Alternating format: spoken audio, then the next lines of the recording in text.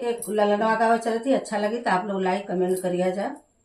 अरे हरियर बसवा कटया मोरे बाबा, अरे फूलवा ना माड़ो छवाया रे लालनवा, अरे फूलवा ना माड़ो छवाया रे लालनवा। तेई माड़ो बैठली बेटी हो गावाना दे, तेई तरे बैठली बेटी हो गावाना दे। राह निहार ओन कर भैया रे लालनवा, अरे राह निहार ओन कर भैया रे लालनवा। हरियर बसवा कटया मोरे चाचा, अरे फूलवा ना माड़ो छवाया रे लालनवा। तेही माड़ो बैठली बेटी हो